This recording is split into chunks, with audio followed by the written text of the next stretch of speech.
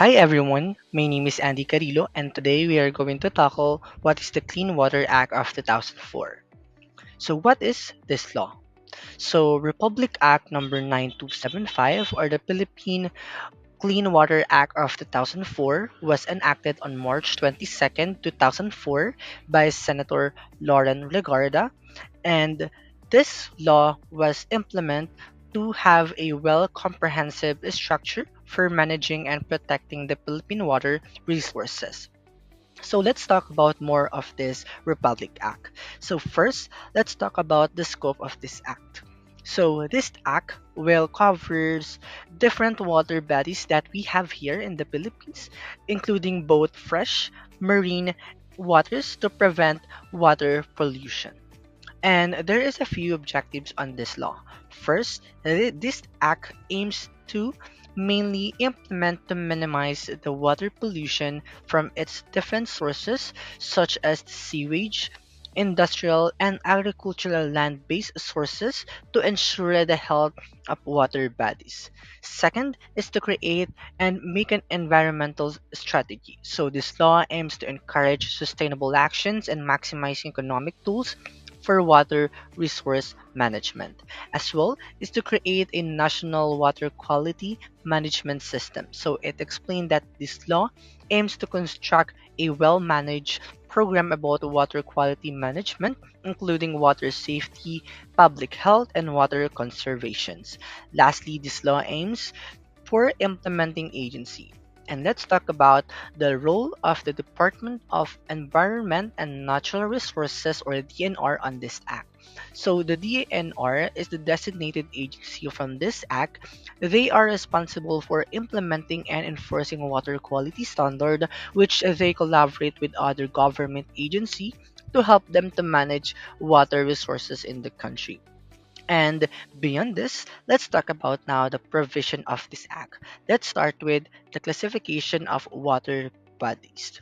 And this provision and explain that different water bodies should categorize depends on its usage, such as the source for drinking waters, source for recreational activities, or industrial processes. Also, according to this act, specifically on an Article 1, Section 5, it indicates the water quality management area wherein the government separate and classify bodies of water in the Philippines depends on its benefits, such as the Pasig River that declared as a water quality management area requiring a strict pollution control and rehabilitation efforts to maintain its good condition. The next one is water quality standards and regulations. So this act sets water quality guidelines including the general sewage standards to control the discharge of pollutants and other waste and has a quality guidelines. It prohibits unauthorized discharge of waste to a different waste water bodies that violate these standards, so that all of the owners or operators, including businesses, is requiring and encouraging to get a permit to discharge to the authorities such as the DENR. The next one is measuring and controlling of pollution. So this act mandates the use of the best technology and environmental practices to prevent and control pollution. So it also encourage self-regulation and among industries through incentives and market-based instruments. So aside from this one, this provision is aligned with our incentives such as businesses that can have or can receive a tax incentives and financial assistance for doing this one. And the next provision is the public awareness. So this act promotes public information and education campaigns to encourage active participation in the water quality management and monitoring.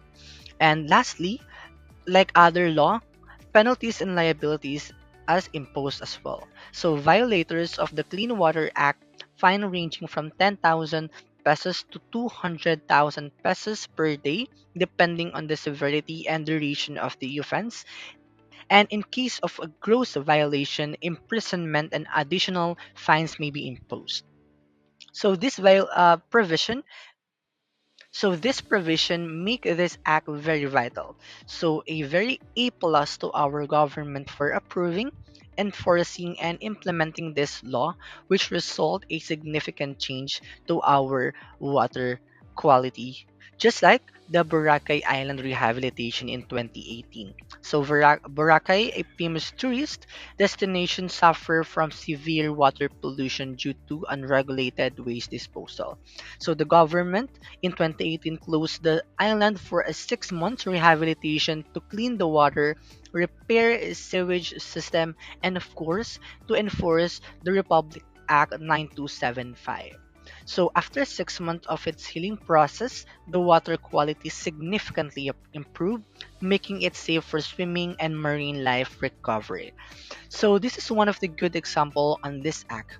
Make the countries recover from the traumatic experience that our bodies of water experiencing. But aside from this, there is still individual that violates this act, like the legal actions that the DENR take.